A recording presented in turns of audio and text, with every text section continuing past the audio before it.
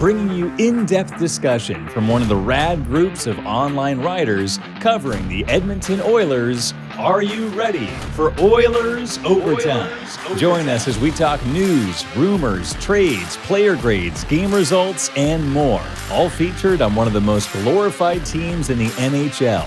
From the great one to the next one. From the boys on the bus to the decade of darkness. This is Oilers Overtime. Hey there, ladies and gentlemen. Welcome back to another edition of THW Oilers Overtime. My name is Jim Parsons. I'm here with Colton Pankew. He's here to cover an unfortunate loss by the Edmonton Oilers in overtime against the Los Angeles Kings. They are down to the wire now. Colton, how you doing? Like you said, obviously it was a tough result yesterday, but I'm doing okay. Trying to stay positive. That's right. Well, it's not done. It's not officially over till it's over, right? So they're down 3-2. They're going back to Los Angeles. They're going to be playing when people probably see this will be tonight. They need a win, and we're going to talk all about the last game, what maybe they need to do for this game, who they're without, because there was some news today that fell down the wire. The NHL Department of Player Safety has removed one of the Oilers from the game. So we're going to talk about all of that. Let's start with the actual game itself that we witnessed on, what is it, Tuesday? Yeah, Tuesday night. So the Oilers started like crap. They were awful in the first period, which seems to be a theme with them. They do not start well. Their first periods are pretty terrible for the most part. I think the one, asterisk to that is the 8-2 win over the Los Angeles Kings in LA in game 3. What do you make of this? Like, what is the deal here? Why do the Oilers keep coming out and starting like garbage? What is going on?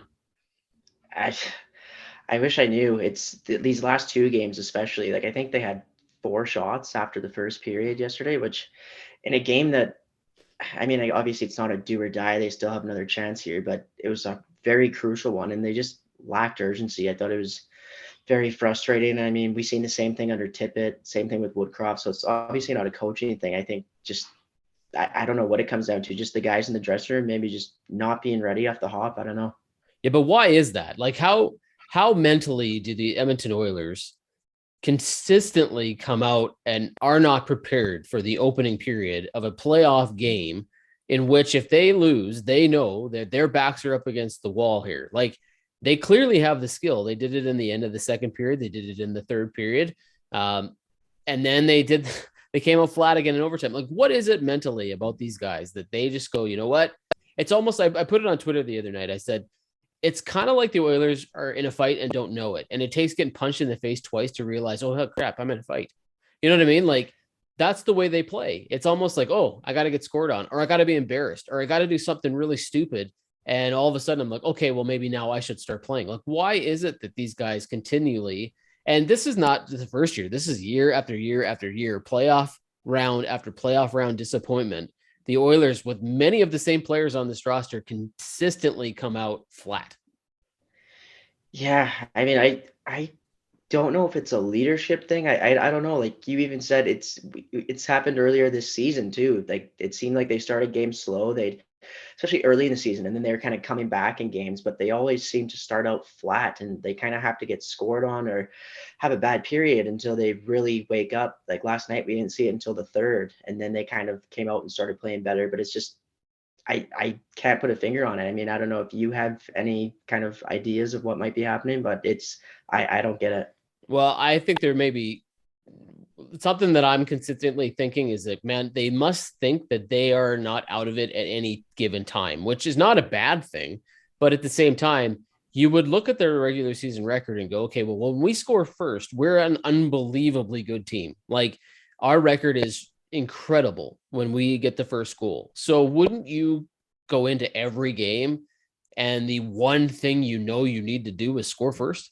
Like, so why? I don't consider that the Oilers have to put up the same amount of shots the LA Kings do, because the Kings put up a ridiculous amount of shots. They fire from everywhere. They shoot the least dangerous scoring chances maybe of any team in the NHL, but they fire everything towards Mike Smith with the hope that either he's going to let in a softie, which he did a couple of times last night, or he's going to have something bounce off of somebody else and go past them or change direction. That's all they're doing. They're just playing the numbers game. The Oilers don't have to shoot that much, but Jesus, like 4 times, like Four shots, yeah. that's crazy, right? So I don't know if it's arrogance or overconfidence or the ability to come back when you're down by a goal, and they clearly can, like they did. They were down, what was it, 3-1 or something like that, and came back and tied it up 4-4 when it was 4-3. Like they have the skill, they can score goals. It took putting Draisaitl and McDavid together. But this urgency is only there after they've been spanked around a little bit. And you're just like, Yeah. what's the story? I just don't quite understand it. And I'm with you. I don't think it's a coaching thing. Well, in those comebacks, like it might work against like teams like the Kings, but if you get deeper into the playoffs, like teams are going to jump all over that. If they get a lead early, they're not giving it up. So it's something that if they are able to somehow get out of this first round, like they have to figure it out quick and just start the game like they ended it last night. Because they're not going to get far going how they're playing right now. Well, look at their next possible opponents. Let's assume they can figure out a way to get past LA. They're going to probably play Calgary or Dallas, 2 teams who are really good at shutting you down. And then they're probably going to either play Minnesota or St. Louis. I'm assuming one of them can get past Colorado. Colorado's a high-skilled team, kind of like Edmonton, and Edmonton's played pretty well against them, but Colorado's on fire. But Minnesota and St. Louis are absolutely not the type of teams that you should give a lead to. Like it's crazy that the Oilers think that somehow they can afford to give up the first goal, the second goal, or be outshot 10-2 or 10-3. Like it just, I don't get it. Like you'd think there'd be some sort of urgency. I question the Jay Woodcroft stuff in the overtime period, but I don't blame him for the first period of every single hockey game the Oilers seem to want to play, especially when they didn't do that in the regular season. Like, what is it about the playoffs, I wonder? Do you think they're feeling the pressure here? Like, is it just a lack of experience? Is it just a lack of confidence in some of the rest of the roster? Like, is it the fact that these are playoff games that is bothering the Oilers? Because they seem to do it consistently when the real games count. Yeah, I mean, I don't think the experience thing even really flies as an excuse with this group anymore because they've had these last 2 years in the playoffs to work out those kinks. But I do think they tighten up in the playoffs, and it looks like nerves to me. I think they are hearing like all the people talking about their past failures these past 2 years and what it could mean with the futures of McDavid and Draisaitl. And I think there are a lot of nerves, and I think we might even see that more in Game 6. Well, speaking of the trouble that they're going to have in Game 6, and you brought up his name real quickly there, we should probably talk about Darnell Nurse. So he headbutts Philip Deneau in Game 5. I mean, it's pretty obvious. I'm not sure how it wasn't called a penalty. And to be fair, I did not see it in the live action of the game. It was only until Elliot Friedman talked about it and during the intermission that they pointed it out that I was like, oh yeah, he totally headbutted that guy. But Darnell Nurse had a hearing with the Department of Player Safety today. He gets suspended for a game. The history of those headbutts typically says that somebody's going to get suspended. There's no defense here. Darnell Nurse did it. It wasn't one of those things where he was like, oh, it was an accident. I turned around. We absolutely bumped noggins. No, he headbutted him. Like he clearly took the top of his helmet and rammed it up into Philip Deneau's chin. So 1, what's your reaction to the headbutt? And 2, what does it mean that they don't have Darnell Nurse now for Game 6? The reaction to the headbutt is that it's just a stupid play. Like he's their top defenseman. He just can't do something like that. Obviously, it's going to be a huge loss for tomorrow. I seen they called up Broberg, so I don't know if they'll slot him in or Chris Russell gets in, but regardless, that's obviously a huge drop off, and they lose that physicality on the back end, just his all around play, the minutes that he can eat up. So that's going to be a tough loss to overcome. I think they can do it. Like they were out without him a bit earlier this season and were able to string some wins together, but it's obviously going to be tough because that's a lot of minutes he plays back there. Well, they played the last 4 games of the regular season without him, and their record was great. So they can. I'm assuming Woodcroft's going to go 11-7, probably get back to the smaller amount of forwards and put 2 guys on the defense to cover for Nurse and his missing minutes. So you'll have Chris Russell and Philip Broberg in there. I don't know how much those guys will play.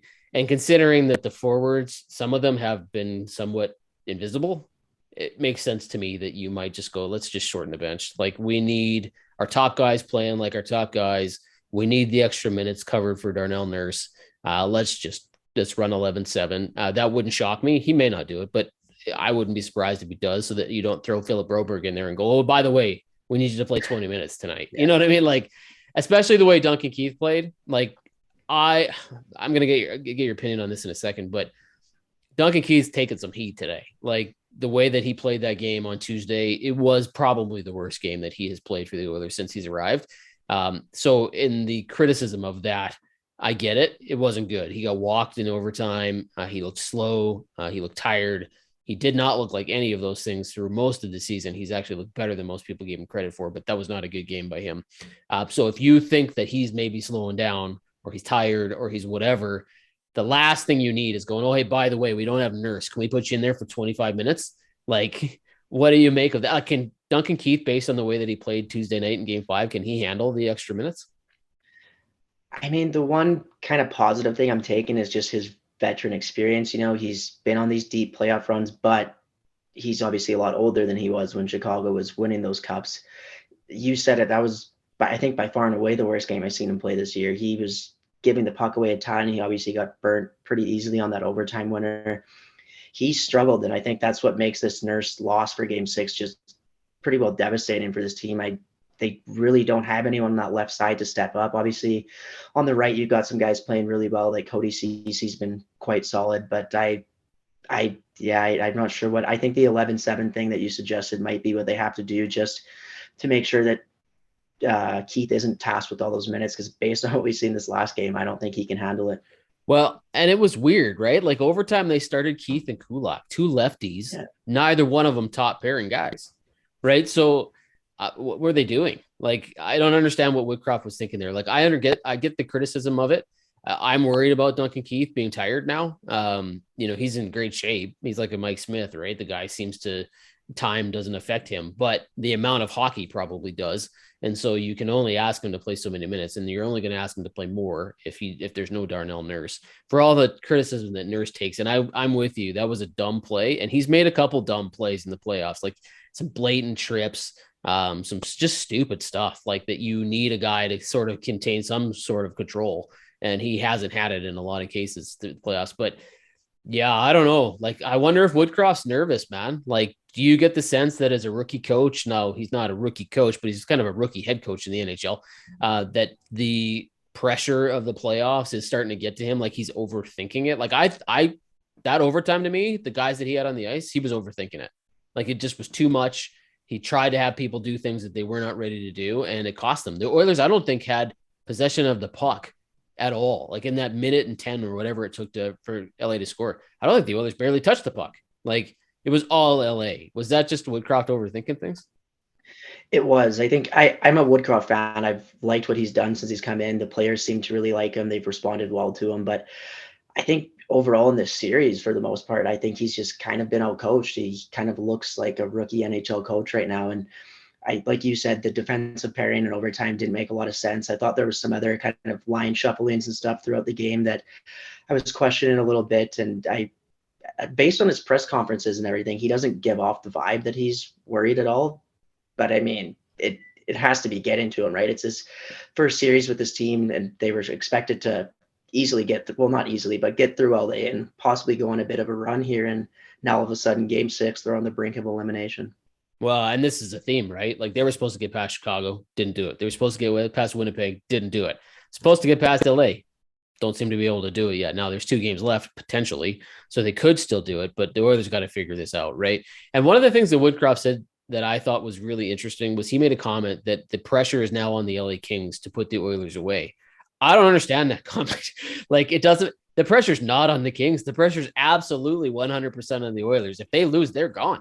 Like, they got 1 loss left. So it is 100%, which I think is a very strange comment to make. Like, why wouldn't you put the pressure on your guys? Like, why wouldn't you say, okay, you guys, like, you're skilled, you're good, you should be this team, but you've been playing like crap. When you start these hockey games, your first period sucks. So the pressure is on you now to not have that repeat itself in game 6. Why wouldn't you put that on the players? Like, does he think they can't handle it? That's exactly what I think it is. To me, I think it's a fragile group based off those past 2 years, like you said, and he's trying to just take pressure off of them and let them go out and play their games like we've seen in the regular season. But I was also very surprised by that comment, because not many people picked the Kings to get past the Oilers. So I think I agree 100%. The pressure is on the Oilers, but I think he is just sees a fragile group and is trying to kind of give them anything he can to come out and perform well in game 6. Yeah, I mean, and to me, any team that isn't full of stupid players knows that when you're on an elimination game and you lose, you're out. The pressure's on you. Like, no matter what you say, no matter what you tell them, they know they got to win. Like, it's just absolutely, they got to go to LA and they got to win. Like, they got to play the way they played in game 3 in LA where they won 8-2. Like that, they don't got to win 8-2, but they sure got to play like they're going to win or try to win 8-2. Like they got to push hard from the opening faceoff and never quit. And that's just, and then return and go, okay, now we're going back to Edmonton, having spanked the Los Angeles Kings in game 6. Now the pressure's on the Kings because they know, oh man, when we had an up against the wall, they creamed us. Right? That's what the Oilers got to do. That's their mentality. They need to go in there going, we are going to destroy this team in game 6. And if they don't do that, I'm worried. Like I'm thinking that they might not have it, right? Because they're missing Nurse, they're fragile, they're worried. No matter what Woodcroft says, these guys know it. Like it's not like it's going to be a surprise if they're like, oh. So what do you think the Oilers need to do? Like other than the slow starts and not having that, other than the fact they got to make up for the minutes for Darnell Nurse, what is the game plan here going into game 6? Like what do the Oilers need to do to make sure that they are not eliminated in the first round again? I mean, obviously the starts, but I think more pucks on net is a huge thing. Like obviously, like you said, they're not going to get as many shots as LA, but like 4 shots through the first period, like it doesn't matter who's in net. That's not going to get it done. Like once they scored that first goal yesterday, they kind of started coming on in the second. And then obviously there was that soft one by Smith, which I think deflated them for a bit. But like you see McDavid and Draisaitl, when it got late there, then they really turned it on. And I think they need those two to try and bring that effort for the full game. And I know it's easier said than done. You're not just going to go out and dominate every shift. But I think they proved that when they had their backs up against the wall, just how good they can be. And I think those two really need to kind of lead by example and start the game like that. I will say in McDavid's defense, not that I think you're criticizing him, but he was good. Like I thought he was pretty good from the opening. Now he didn't get a ton of chances in the first period. He didn't get a lot of shots and stuff like that, but he was flying. He looked good. He had, when there was pressure, possession by the Oilers, it was kind of him that was doing most of the heavy lifting. Draisaitl looked a little slow to me to start. And then all of a sudden he kind of came on, right? Like he got that shorthanded goal. Then he got the, like he was starting to go, okay. And I think it was the second they put him and McDavid together. Draisaitl's like, oh, well, I better start playing, right? I don't know. Do you think there's something wrong with Draisaitl? I've heard people kind of whisper that maybe he's playing through something. And I've not really seen any indication other than the fact that he had a slight injury towards the end of the season, that he only missed like 1 game. They set him out for precautionary reasons. But do you think he's battling something? Like, do you believe people when they say something's not right with Draisaitl? Or are you just going, well, they're trying to make excuses for the fact that he's been relatively quiet compared to what Draisaitl typically does? Yeah, especially in the playoffs. He's kind of been their best playoff performer, I would say, even over McDavid in the past few years here. And I think he's just not having a great series. And then when a superstar like that isn't at his best, it's kind of what everyone tends to do is say, oh, he's injured, he's playing through something. I mean, he very well could be, but I think he just hasn't played very well. Like he's kind of giving pucks away. He's slow to pucks. Like in the third period, he looked great last night. So I don't think it's an injury. I think he's just kind of struggling right now. And I think he just needs to move his feet more and just make more happen like he did in the last 10 minutes or so last night. Yeah, and we've heard it all the time, right? Playoff performers, they're never playing fully healthy. Like nobody's 100%. That's just not the way that it works. You get hit so much, you get beat up. You're playing through something. And like you said, if he can turn it on like he turned it on in the period, I get it. He's backs against the wall. You got to catch up. You just get this adrenaline rush and you get this ability to go. But like just flip the switch like that and then to say, okay, well, I'll play the first 2/3 of the game and I'll sort of try. Like that just doesn't make any sense to me. Like I can't imagine why he would be like, yeah, I'm not feeling so good. So I'll put in a little bit of effort at the beginning. And then, oh, by the way, crap, we're losing. I better pick it up a little bit. Like, I don't buy that. I just don't think, and maybe we'll find out later that he's playing with something. But I think if he's good to go, he's given it his all. He doesn't want to be eliminated, right? Like if anybody's tired of this, it's McDavid and Draisaitl. They have got to be tired of the fact that they are the big names. And this is now the responsibility falling on them that the Oilers have not gotten out of these situations, right? So if anybody wants to play well, it's those two. Like that's how I see it. It's almost turning into a bit of like a laughing stock for other fan bases and stuff. You see it all over social media. Like this team is now being known as a team that once the playoffs start, they're not that difficult to shut down. They kind of cave. It's kind of like we've heard about the Leafs over the last few years. And if the Leafs get through this year and the Oilers don't, those like whispers are only going to pick up more and they're going to kind of have that new label. So yeah, they by all means want to get through this first round. Yeah, and to me, it doesn't make sense that you can all of a sudden say, well, this team's just not good enough. I mean, look at what they did in the end of the regular season. And it's not like they were playing crappy teams. Like they were playing some of the better teams. They had a really good run against Tampa, Florida, Colorado. They beat some strong teams coming down the pipe, like coming down the end of the regular season. And their record was unbelievable with the same people who are playing right now. So it's not like, I mean, yes, it's a different style of hockey. It's bigger, it's faster, it's physical. It's all that stuff that playoff hockey is. And maybe that's getting to them. But some of these guys like Archibald and Cassian and Kane, they've been physical. It's not like they've not taken some of it, but I don't know. Like it just, I can't put my finger on it. For me, I think you're 100% right. They got to be willing to funnel stuff towards the net. Like I think they're over, again, we talk about the arrogance and overconfidence. I think they do that when they play too. I think they try to make one too many passes.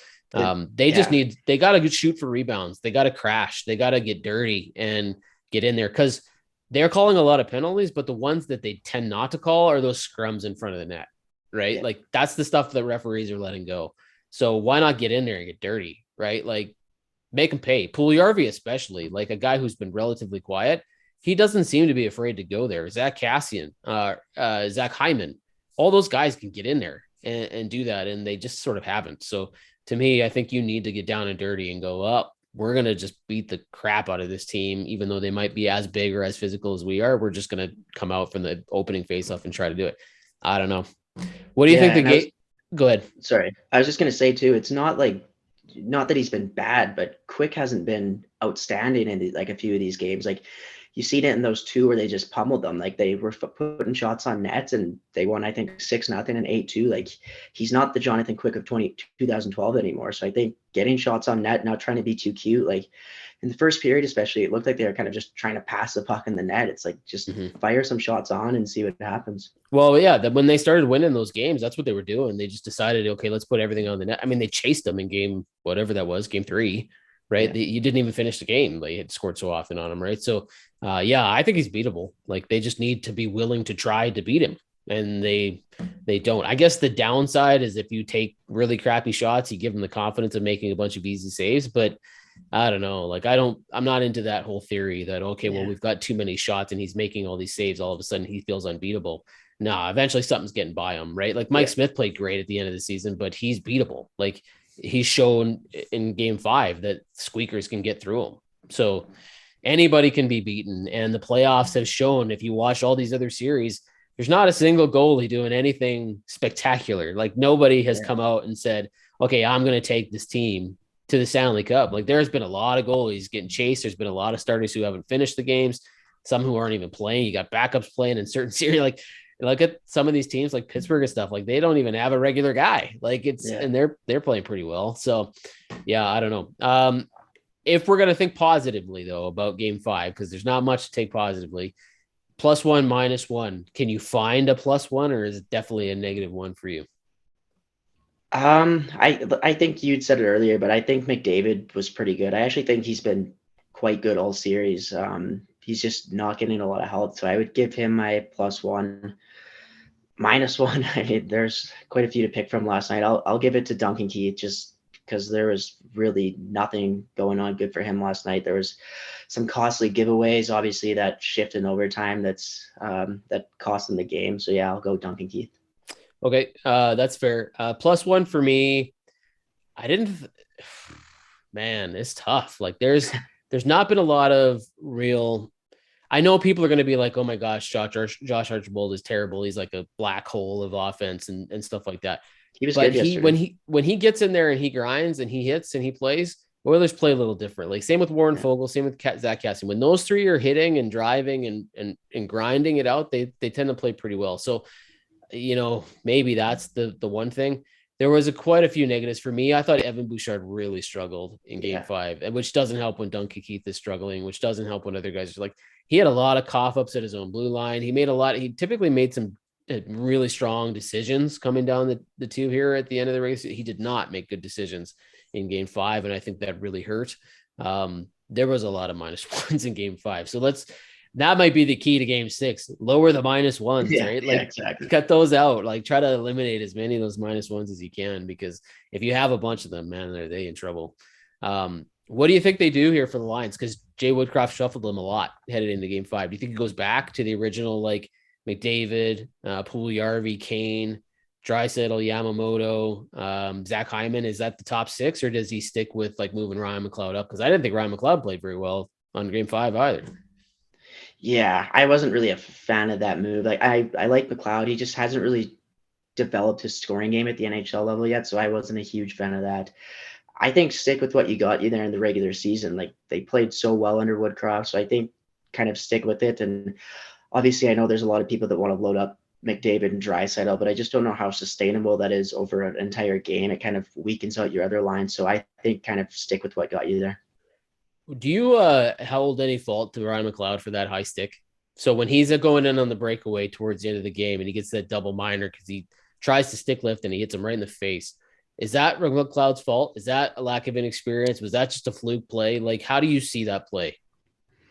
If anything, I think it was a bad result, but I think it was a good effort. It looked like he was almost going to come out with the breakaway there. And that's one of the things I've really liked about McLeod's game is he's really going out there and giving it his all every shift. And I think it was just bad luck, obviously bad timing and everything, but I don't fault him at all for it. A lot of people are giving him heat today because they were thinking, man, what a stupid, inexperienced move. And that's, a lot of unfairly, a lot of Oilers are taking some heat today. Like people are very fair weather. They're very like the second things go really, really badly, let's throw everyone under the bus. Duncan Keith's been fantastic, but he was not good. So Duncan Keith is terrible, right? Duncan Keith's old. Yeah. He's washed up. He's slow. He's not. That's what's being said today. Puljujarvi, whose numbers are still pretty good, underlying stats, hasn't really shown up. Like, to me, he's kind of not making a case to be the guy that you re-sign in the summer if you're thinking about Evander Kane. You know what I mean? Like, he has an opportunity here to really put his stamp on this thing, and he's not done it. There's been a lot of the Yamamoto got benched for a while. He came back out with a flurry. Like, he was really pissed when they brought him back out and he was hitting everything that moved. But he got benched for a minute. So, I mean, all these guys are not exactly giving you 100% all the time. And I think that's hurting. But yeah, there was a lot of guys in game 5 that just didn't show up. Ryan McLeod, big accident, I suppose. I'm with you. I don't think he intentionally got over whatever. I think he just saw an opportunity and thought, oh man, I can do something good here. And then it got away from him. But all right, well, we'll see. For those that are watching this video, game 6 is tonight. What do you think the score is going to be? Are the Oilers going to win this one? Are they out? And if they win, what do they win by? I'm hoping so. I'm hoping to see a big game from Ryan Nugent-Hopkins. I don't think he hasn't been bad in the series, but I think there's more to give there. So I'll say he has a big game, and I'll say the Oilers win 5-3. Okay. Yeah, I'm gonna say it's close, but if the Oilers can get out to an early lead, I think they can hold it and run away. I'll go 4-2. I think Smith is due for one of his lower games, not letting in 3 or 4 goals. He hasn't really done that much this series other than the 8-2, and he got a shutout. But like, he just has let stuff in that he was not letting in the final 20 games of the season. So I think they'll win 4-2, stretch it to 7. I have no idea what game 7 is going to look like if they can even get there. But we'll see. Let's hope and cross our fingers that the Oilers are playing another one on Saturday night. So, yeah. All right, man. I appreciate it. Thanks. It was fun to talk about it, even though this hasn't been we didn't want the series to go this long. That was not what anybody was hoping when they said they were playing the Los Angeles Kings, but we'll find out if they can stretch it to 7. So for Colton, for myself, Jim Parsons, it's been another edition of THW Oilers Overtime. Don't forget, like and subscribe to this channel if you're watching it on YouTube. Check out the other videos. There's a lot of great content here. Go to thehockeywriters.com to read all the articles we're talking about when we read about the Oilers. There's a ton of content on there. You guys can check it all out. Until next week, hopefully we have good news and the Oilers are still in this thing. Take care, everybody.